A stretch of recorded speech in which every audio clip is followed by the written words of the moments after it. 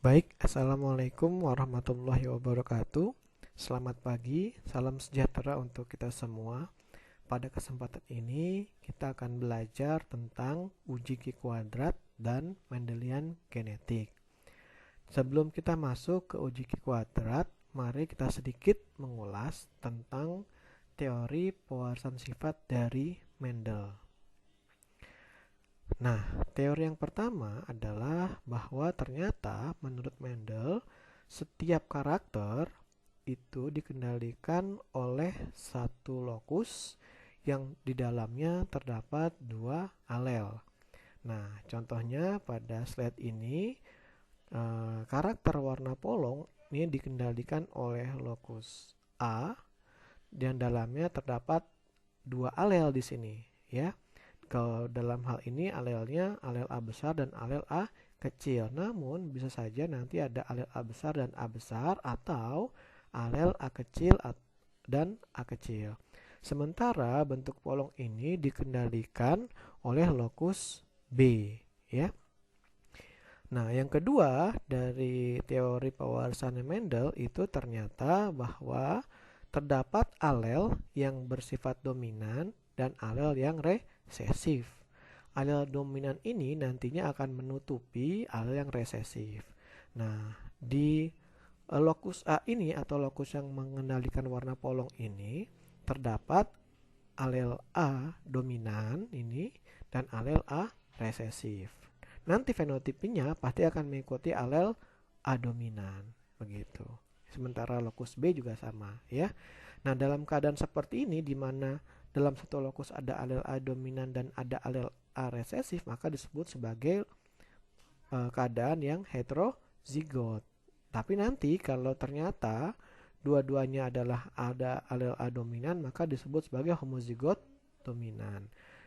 Dan kalau dua-duanya adalah alel resesif, maka ini bisa disebut sebagai homozigot resesif, ya. Itu yang pertama dan kedua. Berikutnya yang ketiga, ya. Dari Mendel dikatakan bahwa, ya, nantinya dua alel ini saat akan terpisah, ya, ke dalam gamet yang berbeda, di mana setiap gamet akan menerima satu saja dari sepasang alel ini, begitu, ya. Contohnya demikian. Nah, di sini, ya, alel A ini bergerak ke sebelah kiri dan alel A kecil bergerak ke sebelah kanan. Jadi dia sepasang alel ini akan berpisah di mana setiap alel akan menempati gamet yang berbeda. Itu yang ketiga. Berikut yang keempat, nantinya, ya, alel A besar ini akan berpasangan secara bebas dengan alel lainnya dari lokus yang berbeda.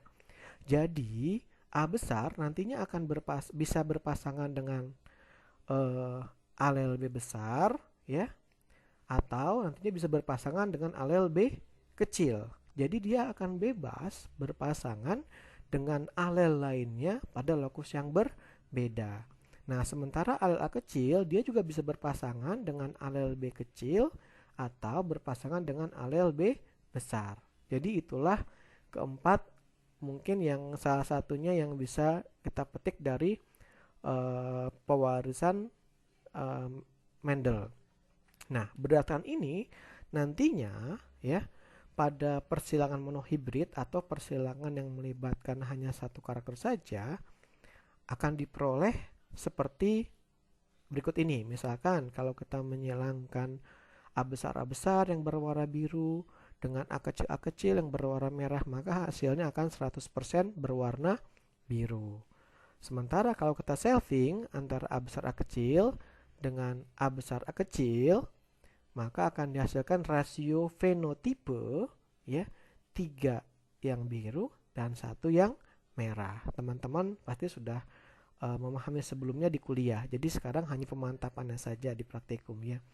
Berikutnya kalau kita tes cross, misalkan A besar A kecil ini kan biru dengan A kecil yang berwarna merah, maka hasilnya akan seperti apa? Ya, benar, hasilnya akan menjadi satu biru dan satu merah. Sedangkan back cross yang lainnya antara A besar yang biru dan A besar A kecil yang biru, maka akan dihasilkan 100% berwarna biru. Ya, ini adalah nisbah-nisbah yang terkait dengan teori Mendel tadi pada persilangan monohibrid. Sementara pada persilangan dihibrid atau persilangan yang melibatkan dua karakter sekaligus, misalkan di sini A besar, B besar, B besar. Jadi bulat biru disilangkan dengan A kecil, B kecil, B kecil. Kotak merah. Maka hasilnya akan 100% berwarna biru dan bentuknya bulat.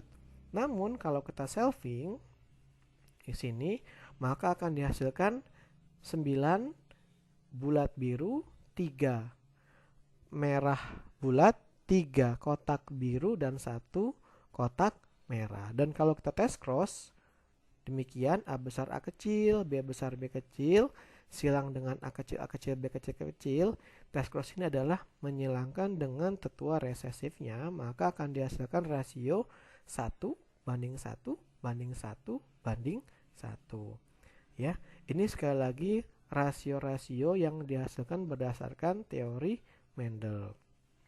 Nah, ternyata sebenarnya ya pada kenyataannya di lapangan rasio-rasio itu hampir jarang tepat akan 3:1, 9:3:1, 1:1 begitu. Nah, ini seperti yang dilakukan oleh Mendel sendiri. Ternyata pada bentuk biji di F2-nya yang seharusnya 3:1 ternyata malah 2,99:1. Sedangkan warna bunga kita lihat lagi, yang seharusnya 3:1 malah kenyataannya adalah 3,15:1. Nah, kan pertanyaannya ya, ini sebenarnya rasio-rasio ini sama atau tidak ya dengan rasio 3:1 begitu. Nanti jika sama dengan 3:1, maka pewarasan sifat karakter tersebut itu akan sesama dengan teori pewarasan sifat Mendel. Tetapi jika tidak dengan 3:1 atau rasionya Mendel, maka dugaannya pewarasan sifatnya akan menyimpang dengan rasionya Mendel tersebut begitu. Entah itu karena adanya keterpautan, entah itu karena ada interaksi gen, entah itu karena ada efek maternal dan yang lain-lainnya. Oleh karena itu penting sekali dalam menentukan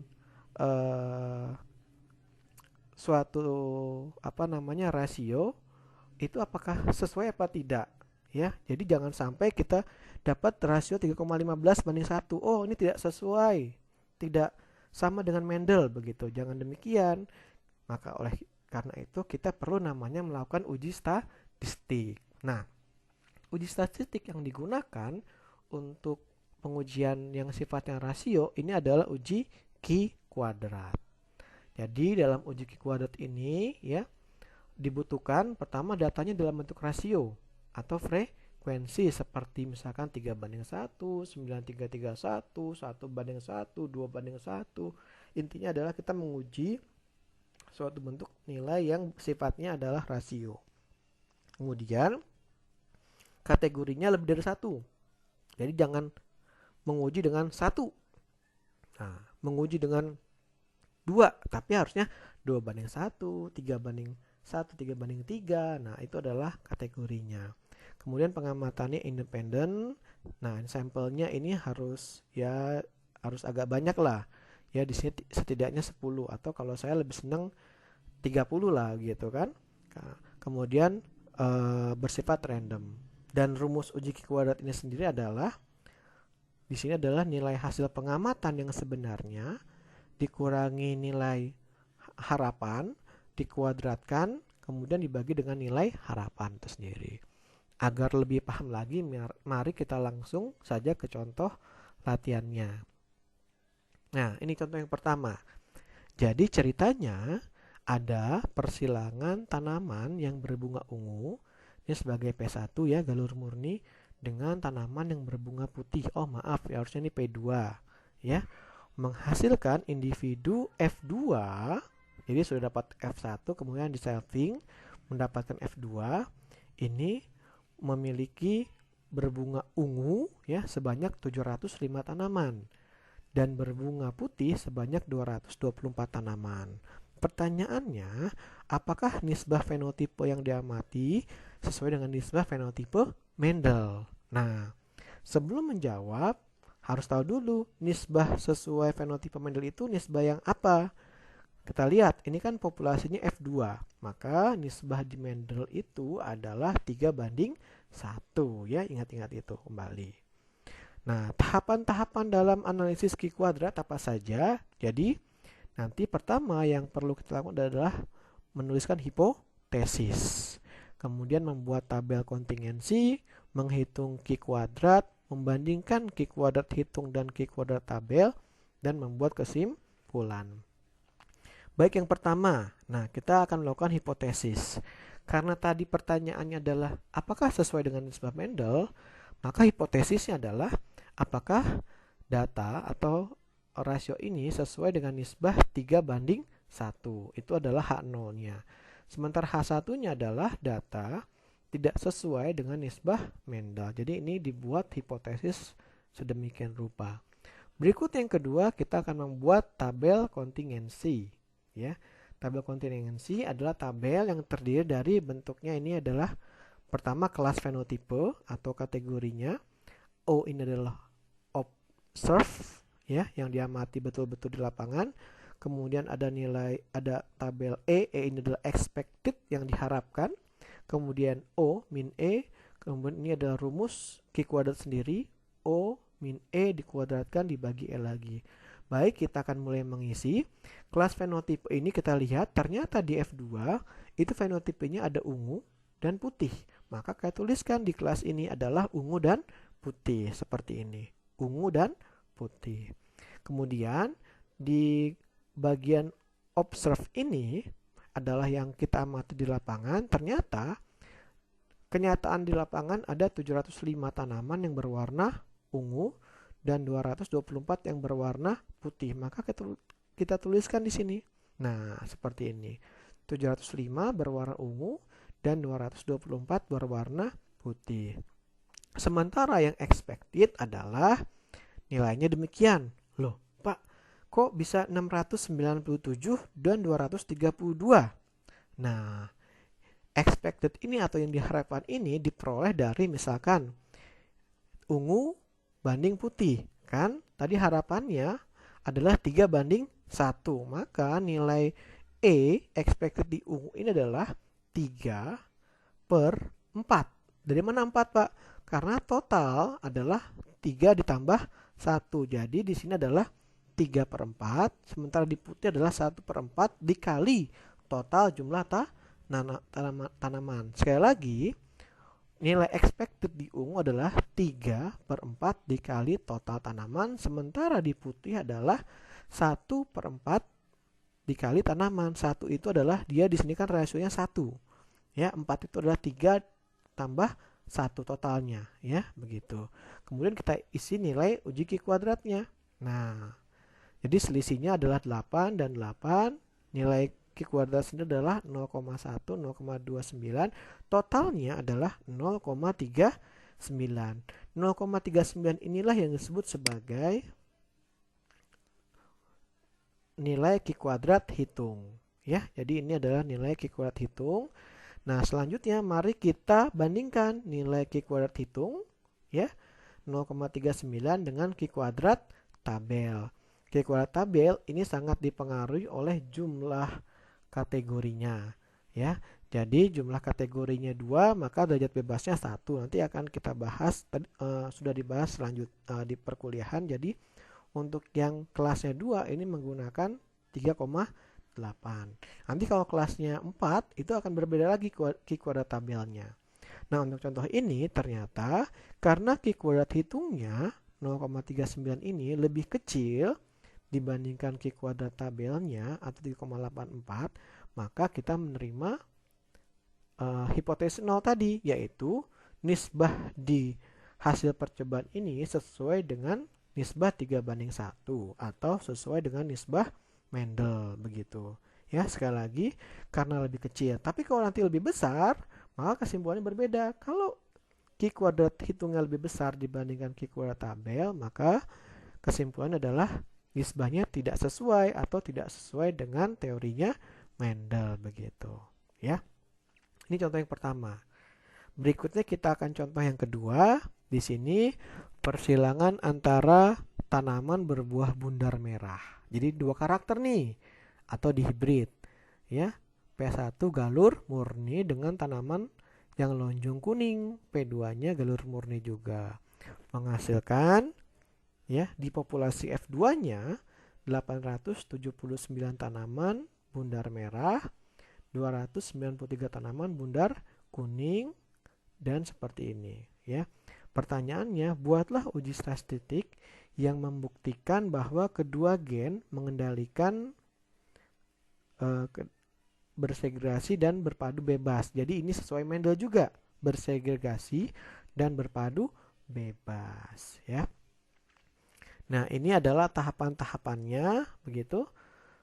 Hipotesis tadi mari kita lakukan lagi tahapan-tahapan ini. Yang pertama kita mulai dengan hipotesis. Kira-kira hipotesisnya apa ya?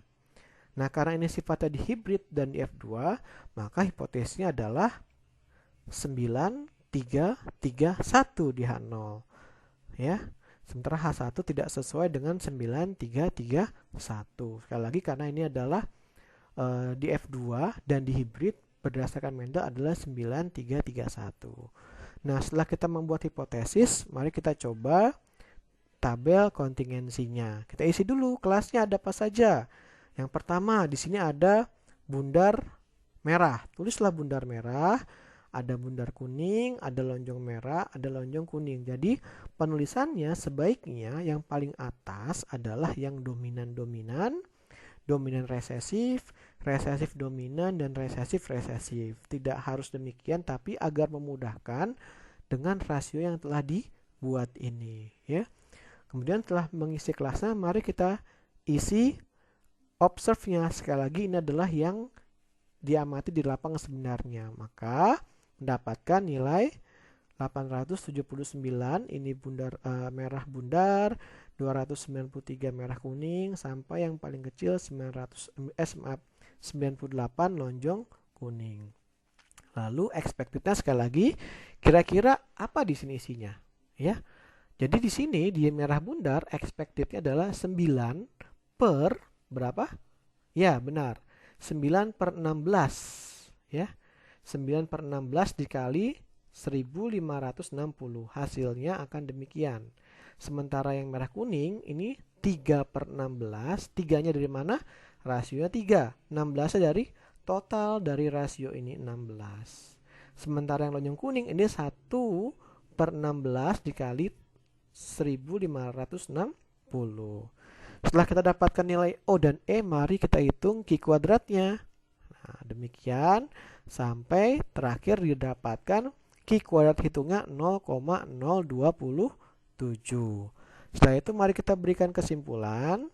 Kita lihat kesimpulannya. Karena Q kuadrat hitung 0,027 lebih kecil dibandingkan Q kuadrat tabel, yaitu 7,82, berbeda ya, karena ini kelasnya ada 4 kelas. Kalau tadi kan hanya 2 kelas, maka Q kuadrat tabelnya 3,84. Tapi karena ini ada 4 kelas, maka Q kuadrat tabelnya 7,82. Karena lebih kecil, maka apa hasilnya? Kesimpulannya, kita terima H0, yaitu nisbah dari penelitian ini adalah 9/3/3/1 atau sesuai dengan nisbah Mendel. Artinya apa? Artinya ini sesuai tadi bahwa dikendalikan oleh satu lokus dan 2 alel, kemudian dia berpisah secara bebas dan berpadu bebas dengan alel lainnya dari lokus yang berbeda. Ya. Nah, sekarang kita masuk ke contoh ketiga. Contoh ketiga ini ya, ini agak menantang contohnya ya. Jadi Pada tanaman tomat, warna batangnya ada hijau dan ada yang ungu. Kemudian bentuk daunnya ada yang kentang dan ada yang terpotong. Masing-masing dikontrol oleh satu gen dan dua alel. Nah, sudah jelas ternyata bahwa satu gen dan dua alel ini sesuai dengan teorinya Mendel tadi yang tidak saling terpaut. Nah, ini juga sesuai dengan Mendel. Hasil persilangan tomat berbatang ungu, jadi tomat berbatang ungu dan daun terpotong disilangkan dengan tomat berbatang hijau dan daun terpotong, ya. Jadi sekali lagi tomat batang ungu daun terpotong disilangkan dengan tomat hijau daunnya terpotong, menghasilkan turunan sebagai berikut ini. Pertanyaannya, tentukan genotipe tetua persilangan yang paling mungkin dan lakukan uji Q kuadrat pada persilangan tersebut. Ada dua nih. Yang pertama, disuruh menentukan genotipe tetuanya, dan yang kedua adalah melakukan uji Q kuadrat. Nah, yang menantang ya. Jadi yang pertama kita lakukan adalah menentukan genotipe tetua. Ya, caranya pertama kita lihat ini kan persilangan dihibrid, ya. Batang ungu, daun terpotong disilangkan dengan batang hijau, daun terpotong.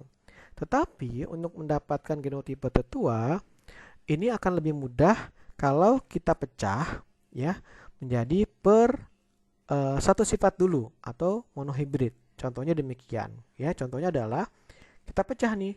Jadi ini batang ungu silang batang hijau, ya kan? Di sini kan ungu hijau, maka bawahnya juga ungu dan hijau. Sementara untuk daun terpotong disilangkan dengan daun terpotong. Sama, di bawahnya daun terpotong disilangkan dengan daun terpotong. Dipecah ya, jadi pembahasannya per satu karakter saja, begitu. Warna batang dan bentuk daun. Kemudian di sini kita tuliskan, ternyata persilangan antara batang ungu dan batang hijau menghasilkan batang ungu dan batang hijau. Ya, turunannya kan kita lihat ya, turunannya di sini ada yang di atas ini keturunannya ada yang batangnya ungu dan batangnya hijau. Sementara persilangan daun terpotong dan daun terpotong ini menghasilkan turunan yang daun terpotong dan daun kentang. Dari mana, Pak? Kita lihat sekali lagi turunannya di soal, ya, ternyata kan ada yang daunnya terpotong ini dan daunnya kentang. Maka kita tulis di sini. Begitu, ya.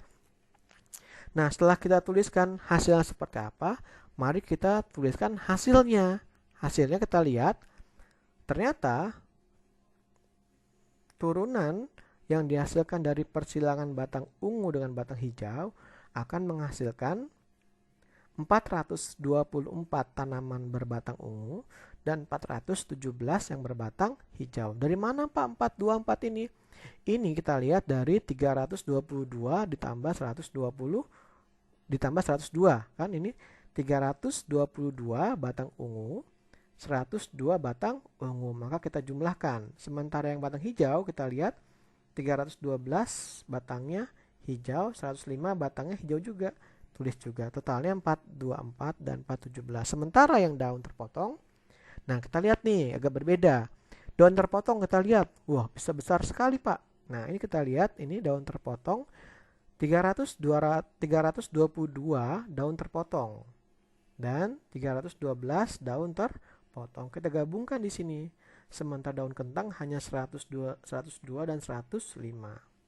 Ya. Setelah ini maka kita lanjutkan, ya.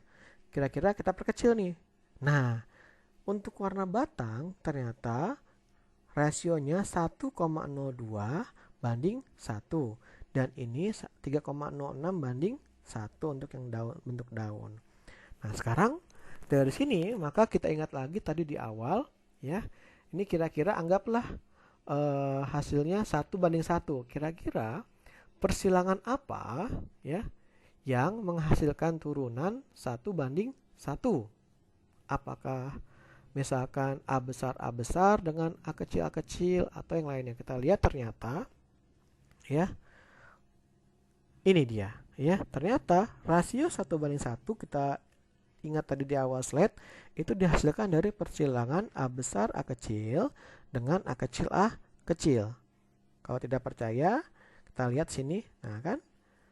Ya, 1 A besar A kecil dan 1 A kecil A kecil. Jadi fenotipenya 1:1. Sementara ini yang untuk bentuk daun kita lihat kan ini dihasilkan turunan 3:1 ceritanya ya. Nah, kira-kira persilangan genotipe apa ya yang menghasilkan 3:1? Maka karena A sudah dipakai, kita ceritanya menggunakan lokus B di sini. Maka hasil persilangan antara B besar B kecil dan B besar B kecil akan dihasilkan rasio 3:1. Ya, demikian. Jadi kita makanya tadi di awal dijelaskan ya untuk mengingat ini. Jadi kalau 3:1 ini dihasilkan dari persilangan genotipe selfing yang heterozigot. Sementara kalau yang 1:1 ini persilangan antara heterozigot dengan homozigotnya. Maaf, dengan homozigot resesif. Ini hasil tes cross. Kalau dengan homozigot dominan maka hasilnya akan 100%. Ya, begitu. Nah, setelah kita dapat ini, maka kita gabungkan saja menjadi, nah ini kan hasilnya kan. Jadi untuk yang batang ungu ini ada A besar A kecil dengan silang A kecil. Sementara bentuk daun B besar B kecil dan B besar B kecil. Maka kesimpulannya, jadi genotipe tetuanya adalah A besar A kecil dari sini ya, B besar B kecil dari sini. Sementara tetua yang lainnya adalah A kecil pindahkan ke sini. Kemudian B besar B kecil. Jadi ini adalah genotipe tetuanya. Permasalahannya, Pak, ini benar apa tidak? Maka kita ceklah sekarang. Ya, ceknya dengan melakukan uji Q². Ya. Nah, sekarang kita akan mencoba melakukan uji Q² untuk mengecek yang tadi apakah hasilnya benar atau salah. Ya. Pertama, katanya tadi ini adalah genotipe tetuanya. A besar A kecil, B besar B kecil disilangkan dengan A kecil B besar B kecil. Pertanyaannya kira-kira dari persilangan yang demikian seharusnya ya rasio turunannya seperti apa? Ya, coba direnungkan baik-baik, dilakukan sendiri, dikontrak sendiri. Ternyata ya, kalau kita melakukan persilangan seperti ini maka akan dihasilkan rasio fenotipe 3:3:1. Pak, kenapa kita harus melakukan ini dahulu? Karena ingat, dalam uji Q² kan dibutuhkan hipotesis ya. Hipotesisnya apa? Kita lihat karena persilangannya adalah seperti ini, maka harusnya hipotesis adalah demikian. Data sesuai dengan nisbah 3:1, 3:1. Pak, kan di Mendel tidak ada demikian. Bukan. Jadi ini walaupun berbeda dengan 9331, tapi ya cara dia bersegregasi, cara dia alel berpadu bebas itu adalah sesuai dengan Mendel. Ya, jadi ini sebenarnya masih sesuai dengan nisbah Mendel ya, karena ini bukan F2 kan, sekali lagi ya. Yang 9331 itu adalah F2. Ini kan bukan F2, ini persilangan antara dua genotipe. Nah, kita kalau sesuai dengan Mendel bahwa turunannya harus 3:1:3:1 ya. Nah, setelah kita buat hipotesisnya, maka kita lanjutkan dengan membuat tabel kontingensi. Nah, ini tabel kontingensinya. Ya, ada kelas, ada observe, ada expected, dan ada Q² ini. Mari kita tulis kelasnya dahulu ya. Kelasnya berdasarkan soal ini ada apa? Kita lihat sini. Ungu terpotong, ungu kentang, hijau terpotong, hijau kentang. Ada 4 kelas, betul ya. Kemudian observe-nya yang kita amati ya. Ada 322, 102, 312, 105. Dan ini yang paling penting lagi, tolong jangan sampai salah. Ini yang sering salah nih di sini menentukan nilai E. Jangan di sini E ini 9/16 lagi. Kenapa? Ingat, nisbahnya 3:1:3:1. Maka di sini ya yang di bagian ungu terpotong, nilai E-nya seharusnya apa rumusnya? Betul, ya harusnya di sini 3/8. Dari mana Pak 3/8? Kita lihat. Ini 3 ya. Tuliskan di sini per 8. Dari mana Pak 8? 8 ini adalah total dari nisbah ini. Jadi 3/8 dikali 841. Sementara yang ungu kentang ini adalah 1/8. Hijau terpotong 3/8 lagi dan seterusnya. Maka dapatlah nilai seperti ini. Ya. Kemudian mari kita hitung Q kuadratnya. Nah, dapat 0,268. Sekali lagi 0,268 ini adalah nilai Q kuadrat hitungnya. Setelah kita dapat, maka kita bandingkan dengan Q kuadrat tabel. Q kuadrat tabel untuk 4 kelas 1, 2, 3, 4 ini adalah 7,82. Karena Q kuadrat hitung yang nilainya 0,268 ini lebih kecil dibandingkan Q kuadrat tabel, maka kita terima H0. Artinya nisbah dari penelitian ini adalah 3 banding 1 banding 3 banding 1. Dan ini masih sesuai dengan teorinya Mendel. Ya. Jadi ini yang dapat saya sampaikan. Kurang lebihnya saya mohon maaf. Assalamualaikum warahmatullahi wabarakatuh.